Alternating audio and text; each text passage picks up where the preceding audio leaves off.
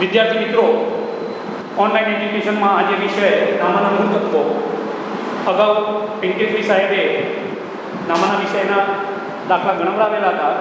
આજથી આ ચેપ્ટરના બાકીના દાખલા હું આગળ જણાવું છું. આગળ 3 દાખલા ઓલરેડી ગણાવવામાં આવેલા છે. ચોથા નંબરનો દાખલો તમે ચોપડીમાં જોશો પાના નંબર 31 ઉપર. તો ચોથા નંબરના દાખલાની વ્યાખ્યા સંખ્યા એ રાજકુમાર, કૌશિક અને શર્માનું નફા નુકસાનનું પ્રમાણ 15:10:9 છે. આ જે નફા નુકસાનનું પ્રમાણ છે એના છેદ કેટલા હોય તો 15+10 25 25+9 34. દરેકના છેદમાં 34 એટલે નફા નુકસાનનું પ્રમાણ થઈ જશે રાજકુમારનું 15/34, કૌશિકનું આવશે 10/34 અને શર્માનું આવશે 9/34. એમ પેઢીનો કુલ નફો આપી દેવામાં આવ્યો છે. પેઢીનો કુલ નફો 68,000 છે. આ નફો વેચવાનો છે. પહેલાં રાજકુમારની વાત કરીએ તો રાજકુમારના હિસ્સામાં કેટલો નફો આવશે? તો રાજકુમારના હિસ્સામાં પેઢીનો કુલ નફો એ 68,000 ગુણ્યા એનું નફા નુકસાનનું પ્રમાણ છે 15/34. તો 34 × 68 15 × 30,000 નફો, આટલા રૂપિયા નફો મિસ્ટર રાજકુમારના હિસ્સામાં આવશે. એ જ રીતે કૌશિકના હિસ્સામાં જોઈશું.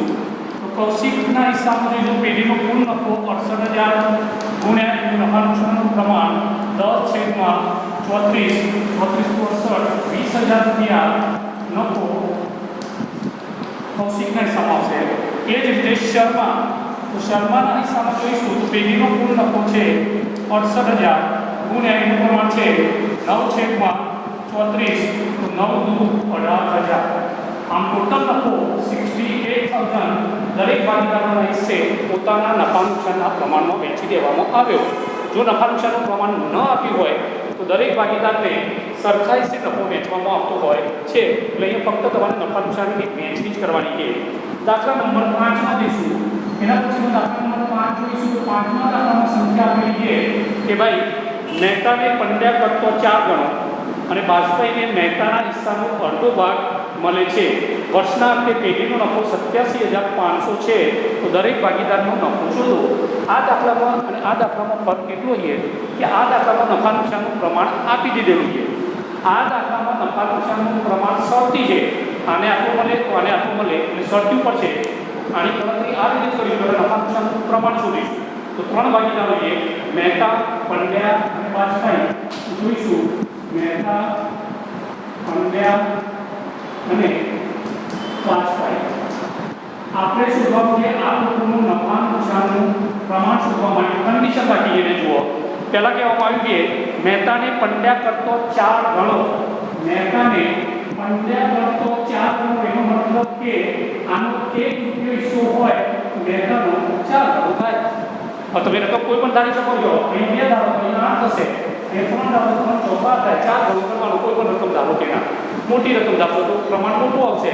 અને એક પંડ્યાને હોય મહેતાનો 4 ગણો હિસ્સો હોય. એ જ રીતે બાજપાઈને મહેતાના હિસ્સાનો અડધો. બાજપાઈને મહેતાના હિસ્સાનો અડધો, આનો અડધો કરશો તો આના અડધા 2 થઈ જશે. તો નફા નુકસાનનું પ્રમાણ થઈ ગયું. હવે આના છેદમાં આપણે કરતા થાય તો છેદમાં શું આવશે? આ બધાને સરળ રીતે 4 + 5 = 7 4 સપ્તાંશ 1 સપ્તાંશ અને 2 સપ્તાંશ નફા નુકસાનનું પ્રમાણ મળી ગયું. અહીંયા હવે દાખલા ગણે તો એ જ રીતે દરેકનો નફો વેચવાનો છે. તો પહેલાં જોઈશું તો પેઢીનો નફો 87,500 છે. નફો 87,500. પહેલાં મહેતાના હિસ્સામાં જોઈશું તો મહેતાના હિસ્સામાં આવશે 87,500 ગુણ્યા 4/7. એ જ રીતે પંડ્યાના હિસ્સામાં જોઈશું તો પંડ્યાના ભાગમાં આવશે 87,500 ગુણ્યા 1/7. અને છેલ્લે બાજપાઈના હિસ્સામાં જોઈશું તો બાજપાઈના હિસ્સામાં 87,500 ગુણ્યા 2/7.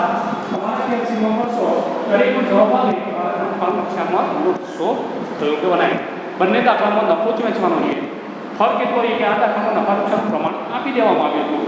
આમાં તમારે શરતી હતું તો શરતી પ્રમાણે નફા નુકસાનનું પ્રમાણ શોધવામાં આવ્યું. એના પછી 6 નંબરનો દાખલો જોઈશું. દાખલા નંબર 6. દાખલા નંબર 6 ની સંખ્યા જોઈશું. શીલા, શુરભી અને સંકેત એક પેઢીના ભાગીદારોની પેઢીનો નફો 1,35,000 છે. નફો 3/2/3 પ્રમાણમાં વેચવાને બદલે ભૂલથી 2:1:3 પ્રમાણમાં વહેંચાયેલો છે. તો આ ભૂલ મૂડી ખાતે અસર આપવાની છે. અહીં નફા નુકસાનનું પ્રમાણ ખરેખર આપ્યું અને વહેંચ્યું છે ખોટી રીતે.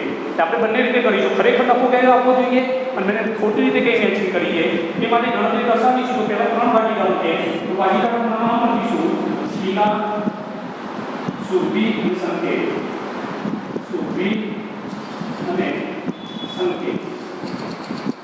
ખરેખર નફા નુકસાનનું પ્રમાણ જોઈશું. ખરેખર નફા નુકસાનનું પ્રમાણ તમને આપી દીધું છે. ખરેખર નફા નુકસાનનું પ્રમાણ હતું 3:2:3.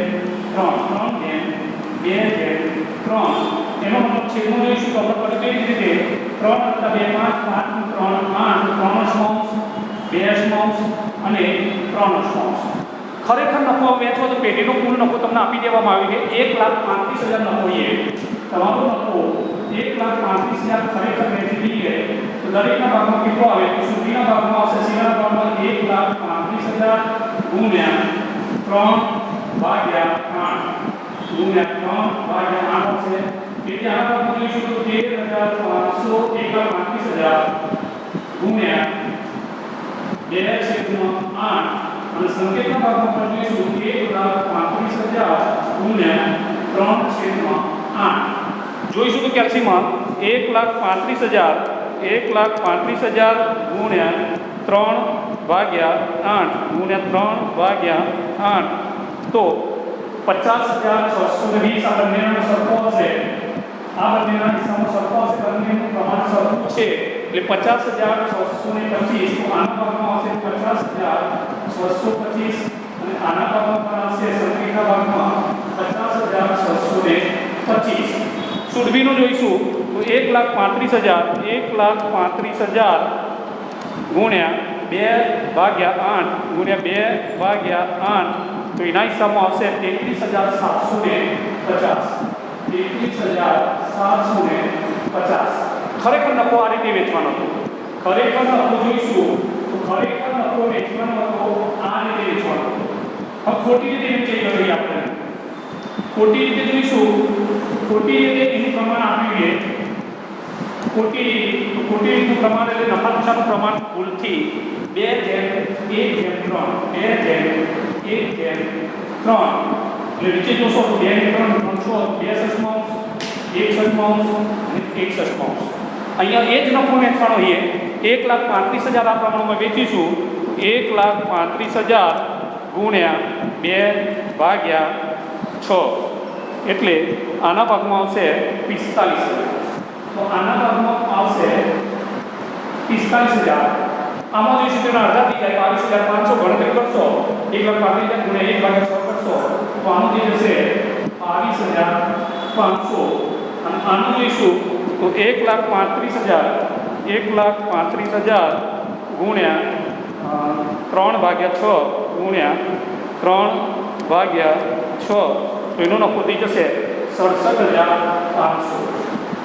67,500.